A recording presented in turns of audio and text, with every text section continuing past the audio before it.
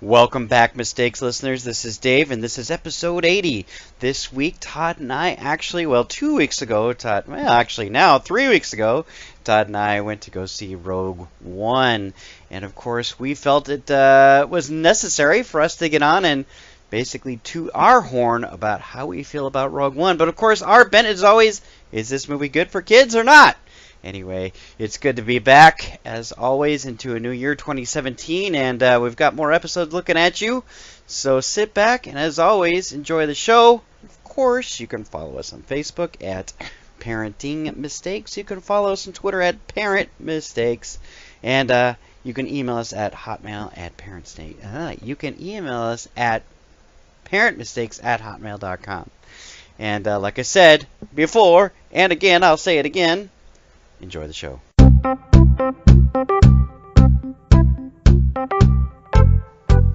So guess what, Todd? Tell me. We have a second chance at life. Right? That's what you're going to start with? Why not? Because this would be episode 80, episode Redux, Redo, part 2? I don't know. We're re-recording this episode on Rogue One because we felt like, we had a technical glitch in which, for some reason, it did not record our episode, right? So now we are taking a second stab of talking about Star Wars, the Star Wars story, Rogue One, Star Wars. Star Wars, the Star Wars story, Rogue One. So I know it's early on a Friday. Obviously, maybe there's a reason that the first one went into the garbage there. Star Wars, the Star Wars movie. At least they didn't just call it Star Wars, right? Rogue One. Like the new trend now is it's a re-envisioning, right? Just call it Star Wars. I thought you were going to say something really deep and philosophical, that we have a second chance at life or something like that. I thought you. Well, that's true. Every day is a new day, right? Epiphany. No, we actually have a second chance at this episode. Yeah, right? Right. So really all that amounts to is somehow we screwed up, and you're telling our listeners that. Yes, that is correct. That is our intro today. And the thing that's nice about it is now we're seasoned veterans at this particular episode. We're good at this episode because we've done it before. Okay. But the audience has only done it once, which makes it even better, right? I guess so. Sure, because we've done one episode before that went into the ether. Now we're going to redo it for our audience, and it's only going to be better. And I'll tell you why. Here's the problem. No, there is no problem. There's no pop quizzes today. There's no problems. Go ahead. What's our problem? Well, the problem, just like parenting, you do something, and then you go to do it again, and then you ask yourself, did I do it right the first time? Yes. Should I tweak something? I mean, I did it. We want to maintain some level of consistency with our parenting, right? Oh, yeah, absolutely. But parenting is trial and error. Why are you trying to put meaning on this? What's wrong with you? we're enhanced. I know what this is. This is the HD enhanced version of our Rogue One episode. Is that what it is? Yes. Well, that's what Lucas would do, right? Okay. Speaking of which, I actually haven't told you, but last night, I mean, you're the first person I'll tell. My wife, well, I did tell my wife this, but I had a dream. I had a dream last night that George Lucas and I were sitting down to talk about his next movie.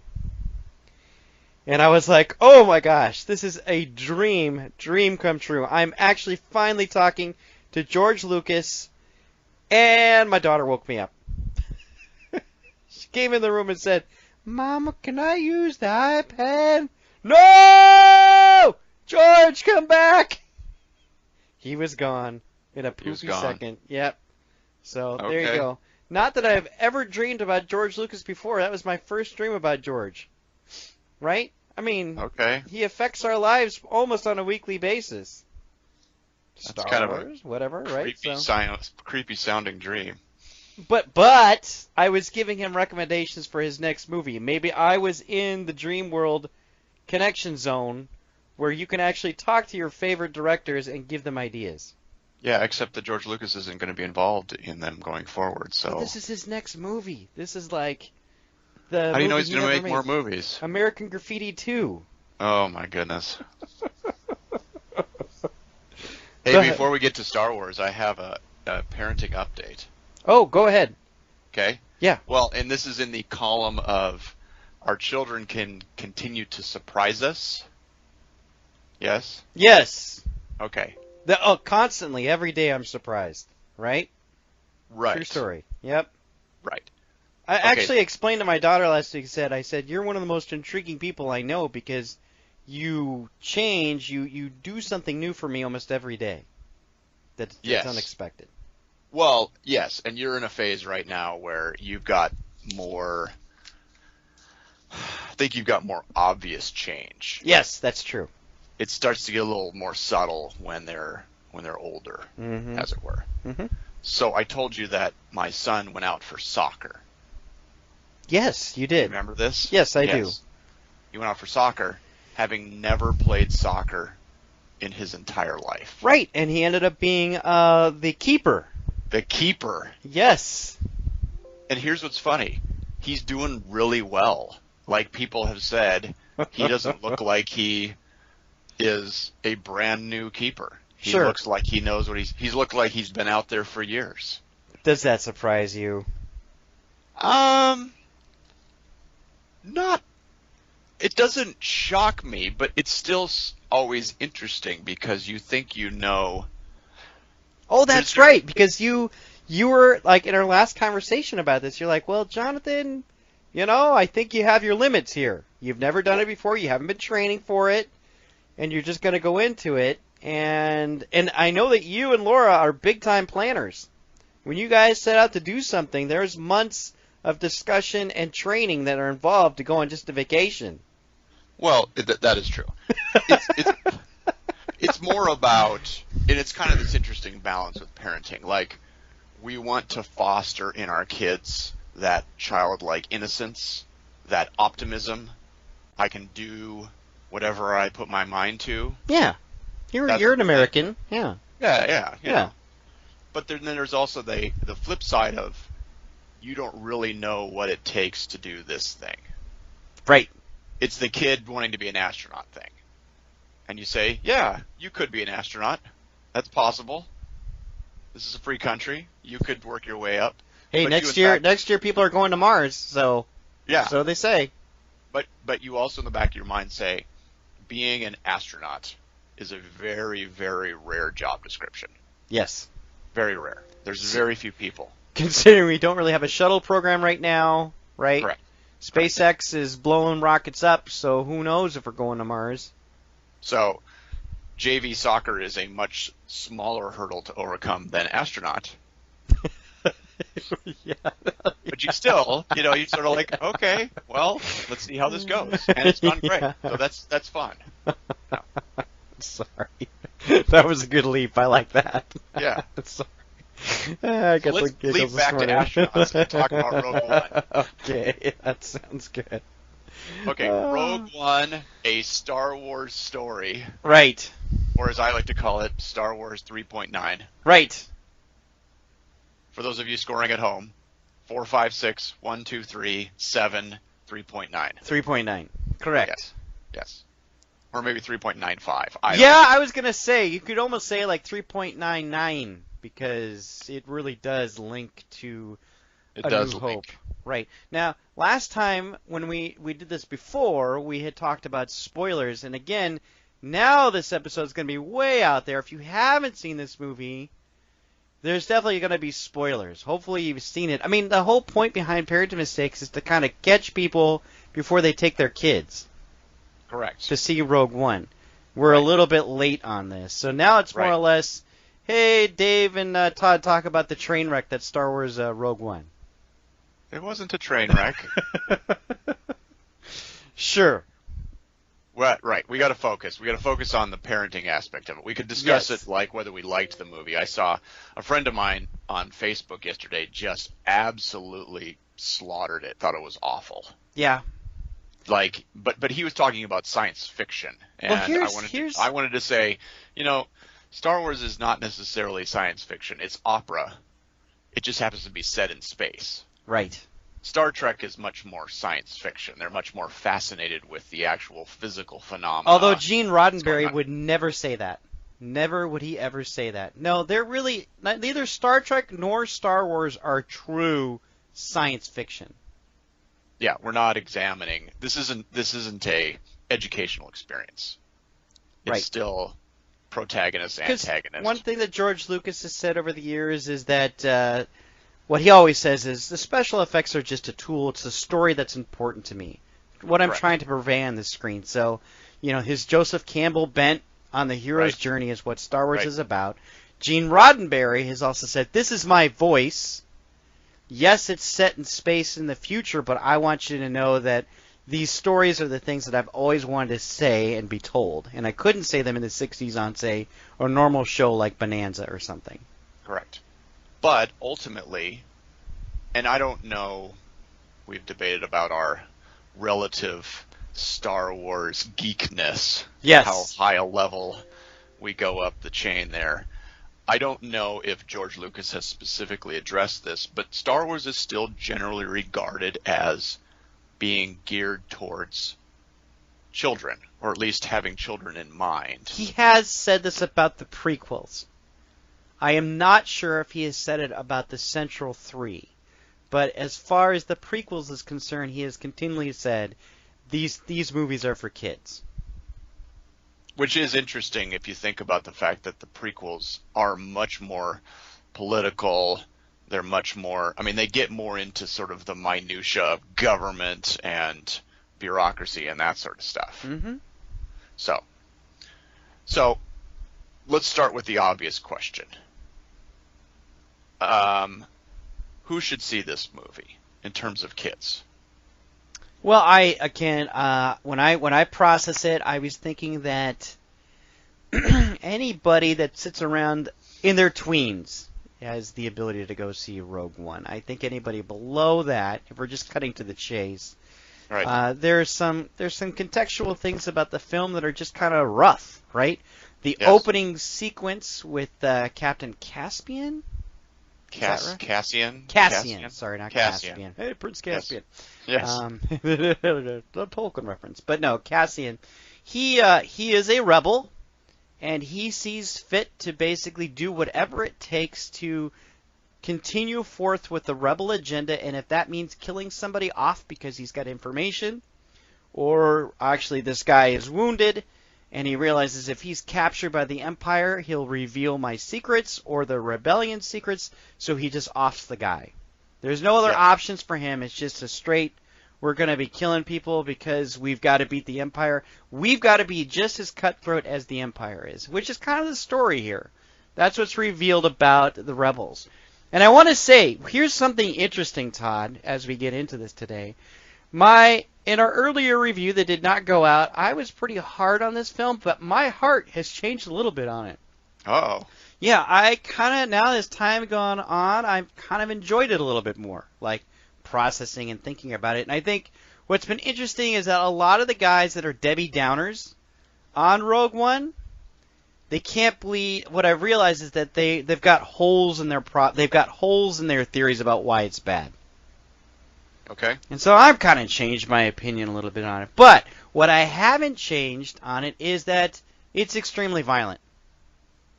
Yes. It's a very violent film, and it's a war movie. We talked about opera at the beginning, but I think my criticism of the film is that it lacks a lot of fun. Right? Like, I think, just talking about, say, the Daniel Craig James Bonds right now. Right. They're no fun. In making comparison to a lot of the movies that are out there, it's not fun to be Batman. It's certainly not fun to be Superman. It's not fun to be James Bond. Nor is it fun to be in a Star Wars movie. Right? there wasn't actually ever a sequence in the first 3 original films, nor in the prequels, where, well, I take that back. Yeah, younglings were killed, but you actually never see a youngling get killed in Episode 3. In this particular, I can't call it an episode, a Star Wars story, you actually see kids on the street that potentially could get killed, right? And if it wasn't for our main protagonist who says, Jesus, a kid out there, I should probably save her, the rest of them would have ignored her and just kept on fighting the Imperials, and maybe that kid would have gotten shot or not. I don't know. Right. Okay, so here is where I get stuck, and this is, I don't have an easy answer for this. You talked about violence, and you were correct. But what is it about violence that makes us hesitant to put it in front of children?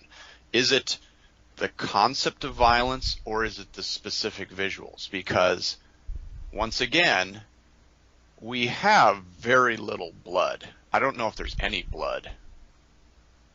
Yeah, not like in Episode 7 where you see Rey smear blood over that stormtrooper. The stormtrooper smears blood all over Finn's helmet. Right, not Rey, there is Finn. that, and then there's Kylo Ren at the end who's dripping blood on the Oh snow. yeah, he's got blood everywhere. But we mentioned when in the practice recording that we did, we talked about a movie like Saving Private Ryan, where you just see gore upon gore upon gore, realistic gore. Yeah, and this movie kind of riffs on that, right? But you don't see any holes in the heads or anything like that, for sure. Right.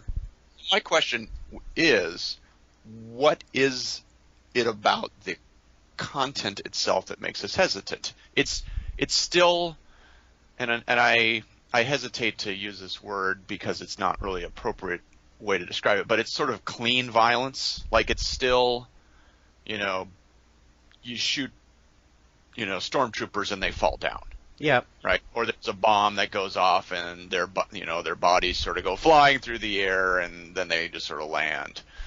We don't have close-ups on someone's, intestines being spilled all over the ground. We don't see gore. We don't have prolonged scenes of suffering.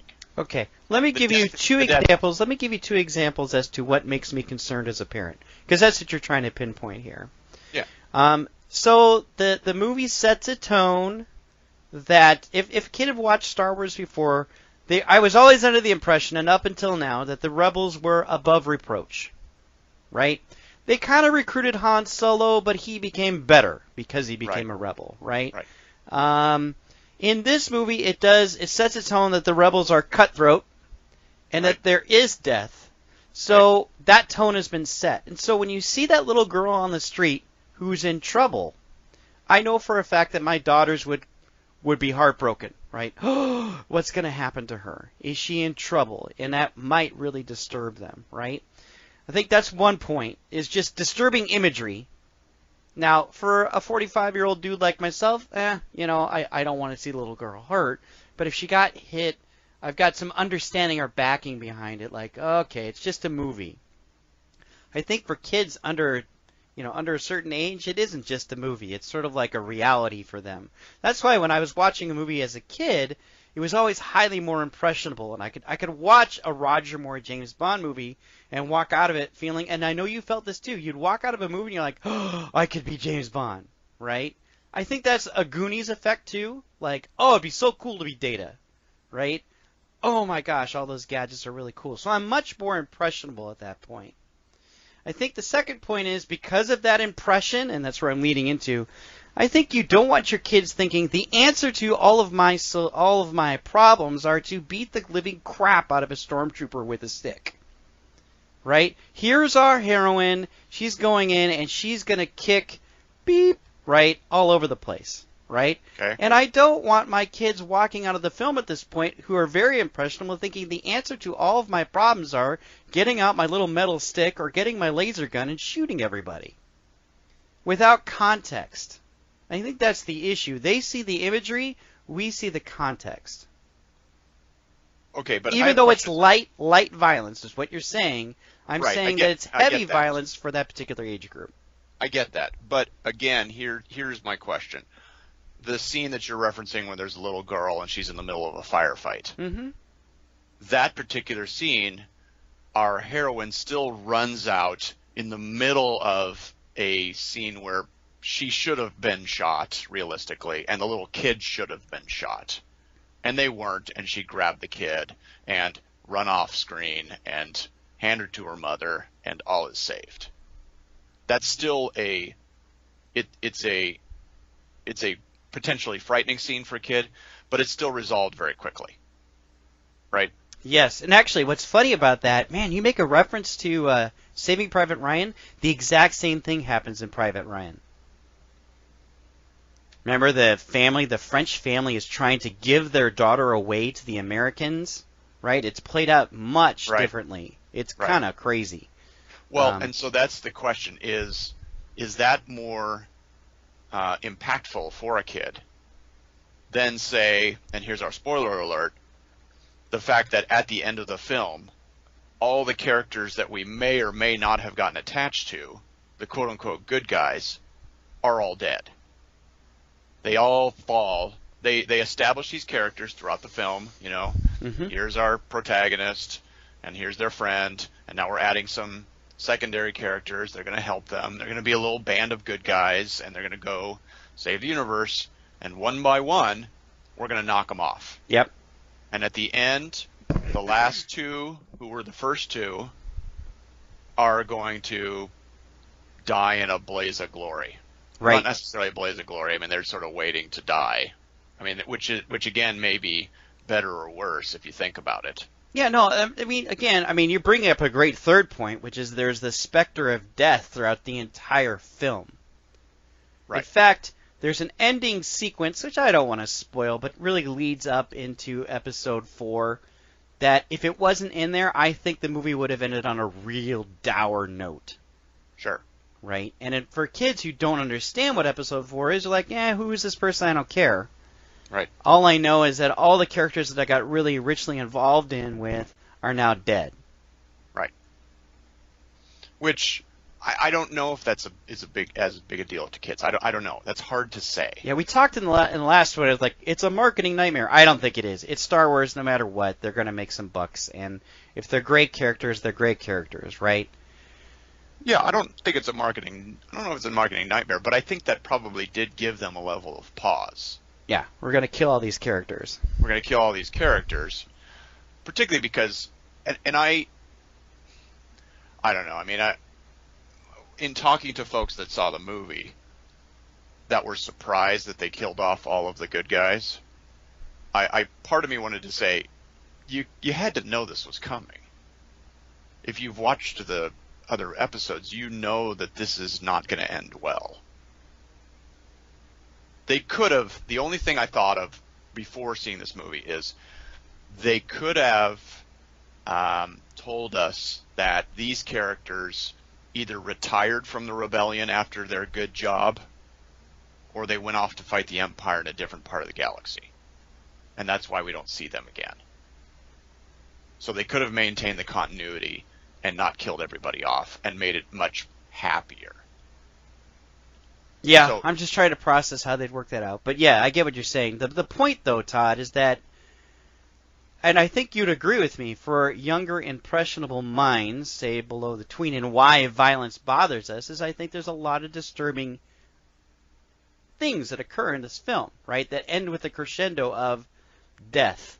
Or, instead of saying death, you could say sacrifice. I mean, is there really one to grow on here? I can't say it's the most super fantastic film that comes with this great, message. It's strictly entertainment. And again, I think for children who are impressionable, who don't get the overall plot, and I think, too, that's highly dependent upon Episode 4, right?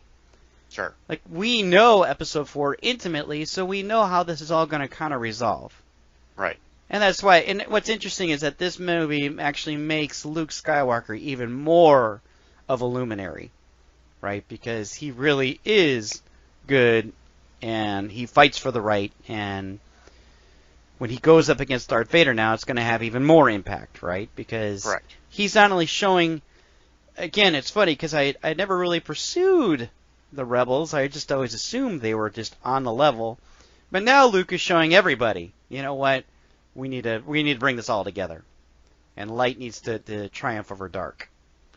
Well, and you talked about scenes of violence, and you talked about fighting and that sort of thing. And I know that, for example, my 15-year-old boy, those are his favorite scenes. Yeah. The scene of the Jedi. He's not a Jedi, but he's a Will. That's what they call them. They're guardians of the Kyber crystals. Guardians of the Wills, yes. Yeah. Warrior who believes in the Force. They call him. You know, when he's an interesting character, but when he gets his stick and knocks out a bunch of stormtroopers, you know, my son loves that. Yeah. That's a high point of the film for him. Am I worried that he's going to get a stick and go to school and start twirling around and whacking kids? No. But that is still what the movie is built around for kids. It's still about the action, the dialogue and the subtleties of the politics and the whole, the relationship between director, is it Krennic? Who's the? Oh, I'm not sure. Yeah. But you know what I'm talking about. His sort of obsession with not only building the Death Star, but his own personal glory. Yeah. That's something that's mostly going to be lost on kids. I'm sorry, I just had a Star Wars epiphany. Uh-oh.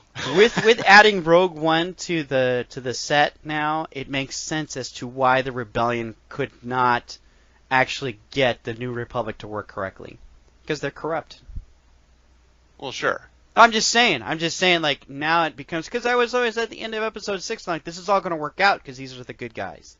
Right. But now, with this new, like, point of view on it, suggesting that, hey, Mon Mothma, probably not on the level she's willing to work with all these kind of criminals that are willing to do whatever it takes to get the rebellion agenda through. Now it suggests that maybe the New Republic was never going to work. Right? Well, we've talked about this before, which is interesting because the good guys can always get away with doing things that they're not supposed to be doing because they're the good guys. Right. So, in the movie, basically the rebellion decides that they're not going to go after these plans. They decide it's too dangerous, it's not going to work. You know, they gather all their people, they let them all have their say. It's very democracy-oriented, and they are able to make a decision, and then part of their group just says, well, screw you, we're going to go do it anyway, and off they go. Right. All right. Guest speaker right now, Maddie Kidney. What do you need, Maddie? I'm stay-at-home dadding this morning, so what's up, Maddie? What's up? I wanted apple juice. Okay, can I get you apple juice in about 5 minutes? Okay. There you go. That's how that works out. I'll be there for you in a couple minutes. We're almost done. Just in case our listeners out there think that we're not real parents and we're just making this up. Yeah, special guest there it is. Needs apple juice. There needs apple juice. By the way, girl's not going to be seeing Rogue One. Not anytime soon. Yeah, I mentioned this last time. My daughter's 12. She's my youngest, and she saw it, and she enjoyed it, but she did mention the fact that they killed off all the characters at the end. Yeah. She didn't love that. Because, but again, and we talked about this before, how much of your entertainment do you want to be more realistic, as it were? How much of it do you want your kids to? Do you want to teach your kids that entertainment is almost always a departure, right? It's a weird thing because Hollywood would tell you that they have a message and that it's art in some capacity. This is the new medium of the generation, right? Yeah. But at the end of the day, they also want to make a big, it's all, it comes down to the bottom line, like how much money can Disney make? Sometimes I wonder, right? But I think they do try to sneak messages in there, right? Oh, sure. Well, they sneak messages in there that they know people want to hear.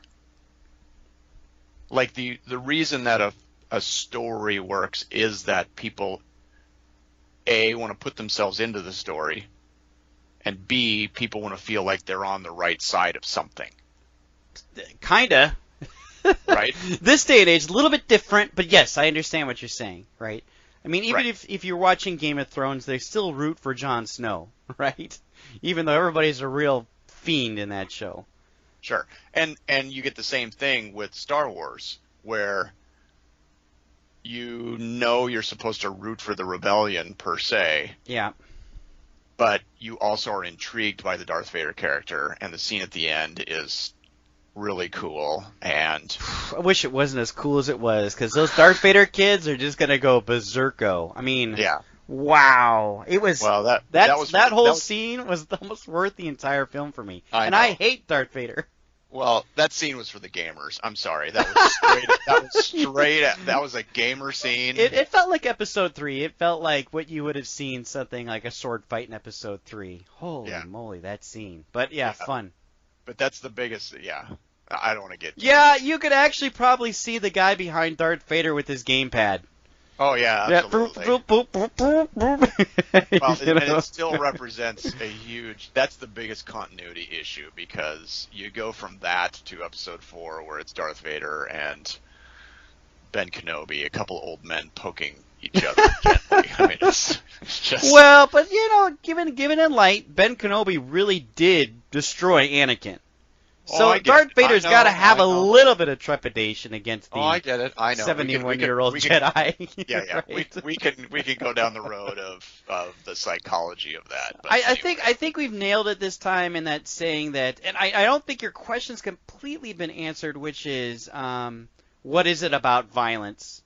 Right. I tried to give you an answer, but I don't think it was satisfying enough for you. Other than I think that little impressionable minds. You can go miles with just an image for them, and I think, I don't really want my kids dealing with that at this point.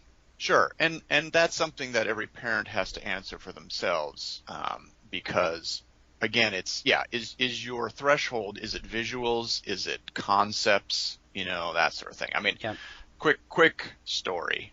I remember taking Jonathan to see Cars in the theater, years ago. And he was a much younger lad, right? Yep. And, if you've seen Cars, which I think a lot of people have, we're set up with this scene right off the bat where Lightning McQueen gets lost. Yep. Right? And he's trying to get to this race in California, right? As soon as this is established, my son sort of leans over to me and he whispers to me, he says, "Is he going to make it to California?" Yeah, it's funny. My daughter said the exact same thing. Yeah. The first time they saw that scene, they're like, "Oh, the plan is off track," right? Right. No violence, no language. It's a little bit disturbing. It's a little disturbing. Right. Like, someone's not taking care of Lightning McQueen in some capacity, right? Right. And that fits into a much larger thing, which we don't have time to get into, but a much larger concept of adult content. Yeah. We walk our kids along through their innocent years, as it were, and we expose them to bits and pieces of quote-unquote real life, adulting, as it were. Mm-hmm. Happiness, sadness, the reality, and death is a challenging aspect of that. Like, how much do you put in front of them? Some of it is just going to happen. Right? Yeah. You buy your kid a pet, and then the pet dies. And they want the pet to come back, and you have to sit there and go, well, it's not. Right. Death is part of life. So let's watch Rogue One together and learn a bigger lesson. Yeah. But then, they're faced with these things, bits and pieces, as they go along, and the tough part for parenting is to sort of say, all right, I want them to be able to handle certain things. But we also know that even as adults, we don't handle adulting great all the time. It's not like we get to the point we say, "Oh, death is no big deal now." If anything, death is probably harder for adults sometimes because they grasp the full spectrum of it, as opposed to a kid who can kind of compartmentalize it and not really relate to it and then move on. So. I hate to say it, but I did put a timer on this episode, and I know that our audience is thinking, when is Dave going to feed that child some apple juice? That's right. I'm sure they're thinking about that right now. Like, terrible father. He said 5 minutes. It's been 7. All right. So real quickly, Twitter, Parent Mistakes. Facebook, Parenting Mistakes. Email the show, parentingmistakes@hotmail.com. Give us $1 million on Patreon. Oh, please. We're on YouTube and Stitcher and Google Play and Podomatic and iTunes, and you can buy my book on Amazon. Yes. Anything else? And we're live. We are we. Yes.